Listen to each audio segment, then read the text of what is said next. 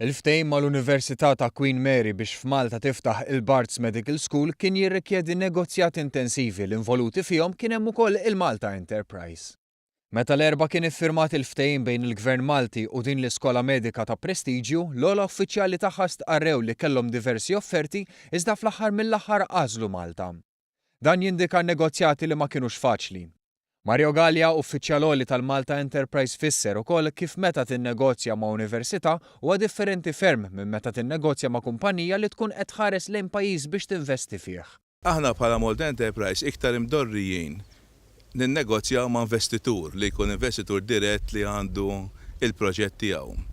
Ħafna drabi dawk in-negozjati jkunu iktar diffiċli imma meta taqtaq f'agreement inti ma wasalt agreement mal-investitur diretti, ġifiri qbilt u daqshekk. Università hija differenti għaliex hija magħmula minn diversi għaqdiet, diversi kumitati li kollha jagħtu kollhom sej fuq il-proġetti, ġifieri inti trid tiddilja mhux biss ma' investitur wieħed imma qed tiddilja ma' ħafna nies. Dan għax università jkollha strutturi diversi bħal kunsilli u fakultajiet u kollha ikollhom is-sem tagħhom fid-deċiżjoni aħħarija.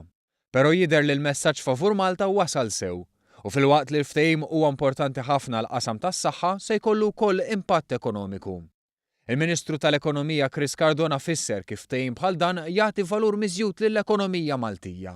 In-negozjati ma' Barts għamilnihom f'dan l-ispirtu wasalna ovvjament biex nassiguraw min-naħa tal-Gvern illi ikun hemm valur miżjud qawwi ħafna għall-ekonomija ta' Malta, partikolarment għall-ekonomija Awċija, u da fil-kuntest tal-priorità li aħna nagħtu lil Għawdex, ġifieri illi noħolqu impjiegi ta' livell għoli biex mhux biss ikollna l-impjiegi għall-Awċin biex jibqgħu jaħdmu f'Għawdex, imma saħansitra noħolqu impjiegi ġodda, noħolqu opportunitajiet ġodda li qabel ma kellhomx.